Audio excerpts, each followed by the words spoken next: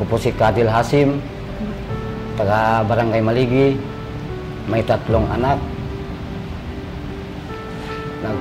Nag-aaral dito sa Bela. Yung isa nagka-college na sa State College, 3rd year college. Yung isa grade 11. Yung bunso grade 7. Pinapaaral namin para makatambo sila mag-school. Hindi namin isang kabayaan kalabayan namo, kalabayan nila. Kailangan doon makaubos sila mag-school. Ubusin trabaho ko, iyan nila magrarapir yaw, iyan nila magsasaha, goma, magipat sapi. Ubus, barangay namo, ang buka ko sa happy po si barangay namo. Iban, lupong di sa baki si barangay namo. Ubus, hambok di sa bako members in si Dream, pagngana nila yung siren. Napide sa bako nag-training sin Mosar yaon, Mountain Rescue. Kuan yang si Dream.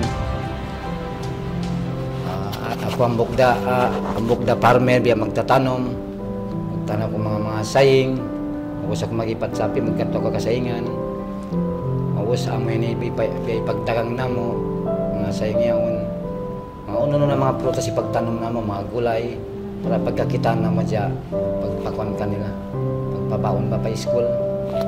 Mga saying, mga prutas. Matwa, mga bakahan, matwa na pagulayan. Ako po si Normina Hasim, 43 years old, nakatira sa Barangay Maligi. Isa po akong barangay nutrition scholar sa aming barangay. Ang trabaho po ng aking asawa ay isang rubber tapper. Ako po ay may 3 anak. Ang panganay kong anak ay 21 years old.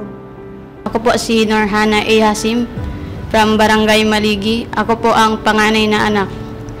Nag-aaral po ako sa Basilan Techs College at ang kurso ko po ay agriculture.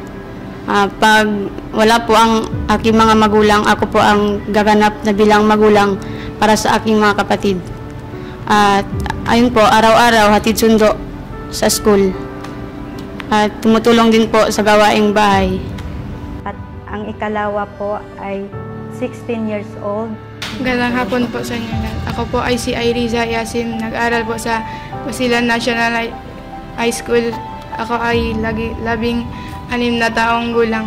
At nag-aaral po ako para makapagtapos ng pag-aaral. At ang aking bunso, 13 years old. Magandang hapon sa lahat.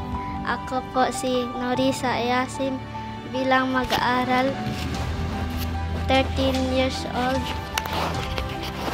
At ako po ang bunso. May gap po sila kasi po nagpapamily planning po ako. Gumagamit po ako ng pills. Ang aming pong kaugalian ay kami ay magsama-sama kumakain, nagkukwentuhan. Kinukumusta ang tungkol sa kanilang pag-aaral. Palagi namin pinapaalala na mag-aral silang mabuti para hindi sila tumulad sa amin. Napili po ako sa huwaran ng pamilya dahil sa lagi kong tinuturo sa kanila na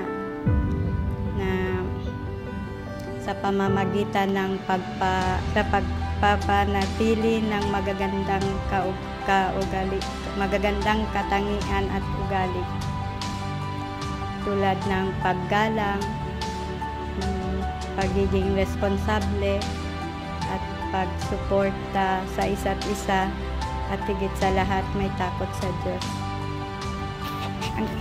Ang isang huwaran ng pamilya dapat may ama, ina at anak, nakatira sa maayos na bahay, masaganang pamumuhay at may respeto sa bawat isa. Dapat po natin yung gampanan para sa ating pamilya.